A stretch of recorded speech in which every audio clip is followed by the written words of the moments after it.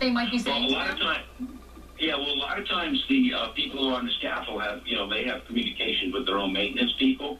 And a lot of times, and one of the first things we try to do in one of these cases is we get with one of the supervisors, either a building maintenance staff person or maybe the contractor who's running the scaffold, and we keep them right either at command post. Let me interrupt you really quickly, if I could, Robert, because right now we're looking live from Newscopter 7, video of the glass being broken right by where the the workers are by the scaffold. You can actually see, it looks like a hand, too, of one of the workers. I'm not sure. But if you look carefully from our Newscopter 7 shot, you can see the firefighters there, and they're working on the glass. It's starting to spider a little bit as it breaks into pieces. It looks like that it is shattering. Yeah, what they do is one of the things where it takes a little bit. We use a pressure sensitive tape to control that. I mean, when you cut glass, it will a lot of times spider web like that. But we try to keep as much of the fragments in check, and then we either pull it off with suction cups or just peel it back, and then we have access.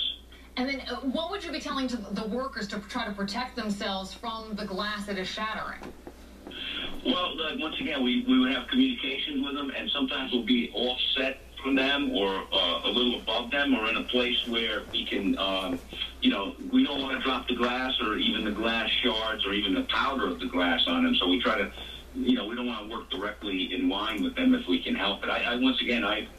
I'm on the side of the road in my car. I can't really see what's going on. Let me tell you what I see from our camera in this Newscopter 7. You can see the two workers. One's at the very top of the scaffold as it's listing, and he's got his hand on the side of it. And the other one is all the way at the bottom, right by where the glass is being cut.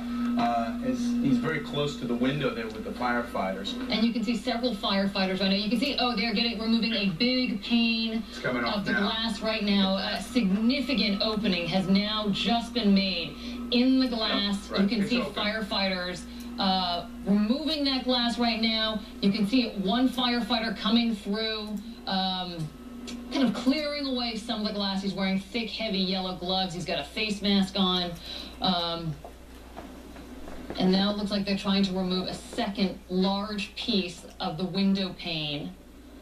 Yes. You can see them speaking to the workers on scaffolding right now. Giving them instructions, telling them what they're about to do. And you can see this one rescue worker right now. He's got a clip on him, obviously tied to a line inside the knot floor for safety purposes. Sure. Yeah, they're about to pull them out. It looks like it's very close to it. If you were joining us. Yeah, well, that's what he would do. The rescuer would go over on rope, and then he would attach at one of our ropes onto the person we're trying to bring in, and then we would bring them over to the window, and usually we'd go to the person who was, might be injured, take him out first, and then go for the second one. So that's pretty much kind of not standard protocol for us, but this is the type of thing that we've been doing over the last decade. I can't say enough, though, Robert. This is 68 floors above ground. We're looking at it, up close, so we're losing the perspective of how high it is and how scary it would be for the rest of us. And you see these rescue workers are cool and collected, like another day walk in the park for them. You can see one firefighter right now snapping on a harness and snapping into the safety line right now. Again, if you were just joining us, we are in extended coverage as we continue to watch this dramatic rescue unfold. This is at One World Trade Center. This is 68 floors up high after a motorized scaffolding, that one right there, after a cable suddenly snapped. There are two workers on board that scaffolding right now, and we have been watching for the better part of, I guess, about an hour and a half now. 12:50.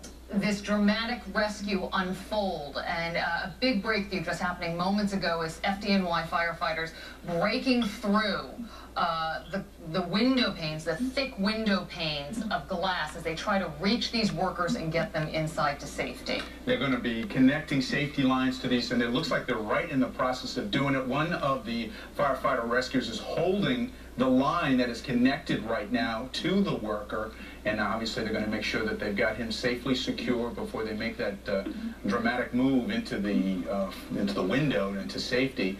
You can see they seem to be okay, but there's no way to tell for sure if any of them hurt themselves when they got jarred loose. But they're conscious. They're talking to the firefighters.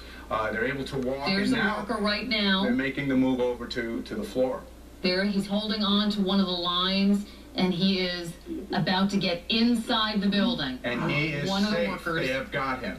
one of the workers just making it inside. He is safe. There is still one more worker.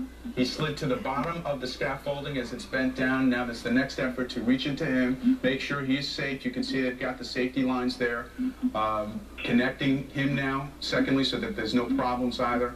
He also seems to be fine because he's talking, he's moving. And you can see the firefighter just hand that worker one of the safety lines. You can see his hand there.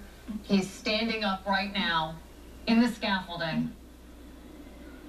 It looks like they are harnessing him to one of the safety lines as remember, well. This is 68 stories on one of the tallest buildings in the country. A dramatic rescue unfolding live for you right here on Channel 7. Newscopter 7 on top of the action. Any moment now, it will be pulled into safety. They've got a good grip on it. Very good grip. And what the great thing is it seems that both of the workers are just fine. They do not seem injured by the actual crash of the scaffolding. And you can see that worker right now stepping inside the building. And both rescue workers are safe.